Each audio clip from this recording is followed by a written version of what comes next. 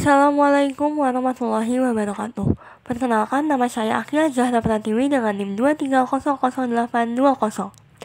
Di sini saya akan menjelaskan mengenai penyimpanan sarana dan prasarana, tata kelola sarana dan prasarana. Masuk ke pembahasan yang pertama, yaitu mengenai latar belakang penyimpanan sarana dan prasarana. Nah, dari materi ini saya akan membahas mengenai pentingnya sarana dan prasarana dalam kegiatan pembelajaran, yang dimana sarana dan prasarana ini merupakan komponen penting dalam menunjang proses belajar mengajar.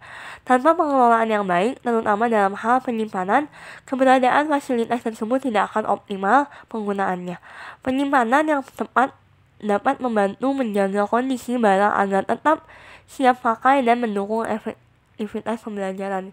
Yang kedua yaitu ada mengenai masih kurangnya kesadaran dan sistem penyimpanan yang efisien. Banyak sekali lingkungan pendidikan, penyimpanan sering dianggap sebagai hal yang sepele. Akibatnya banyak barang hilang, rusak atau sulit ditemukan saat dibutuhkan. Nah, ini merupakan kurangnya sistem pencatatan, lokasi penyimpanan yang tidak memadai, dan kebiasaan menyimpan sembarangan menjadi penyebab utama. Yang terakhir yaitu mengenai kebutuhan akan manajemen sarana dan prasarana yang terstruktur.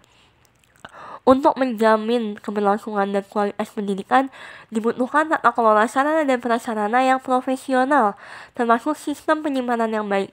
Hal ini mencakup prosedur penyimpanan, pengkodean, perawatan, hingga penggunaan sistem digital untuk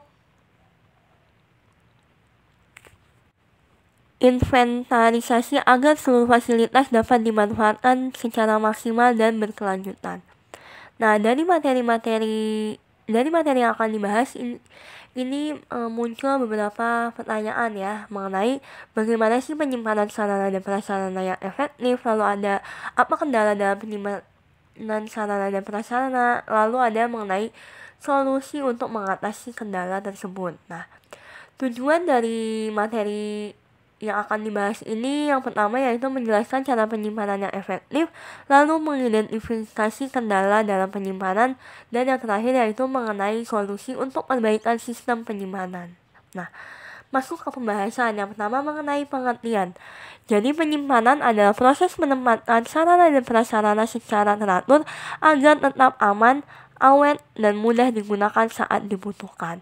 Nah, tujuan dari penyimpanan itu sendiri yang pertama menjaga kondisi barang agar tetap baik, lalu mempermudah pencarian saat dibutuhkan, dan yang terakhir yaitu menghindari kerusakan atau kehilangan.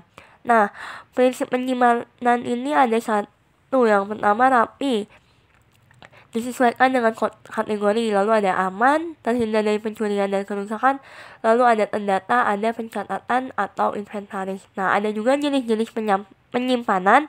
Yang pertama dengan menggunakan lemari atau rak, itu seperti untuk barang kecil, lalu ada gudang seperti barang besar atau berjumlah banyak, lalu ada loker untuk barang pribadi, dan ada inventaris digital seperti data barang secara online ataupun manual.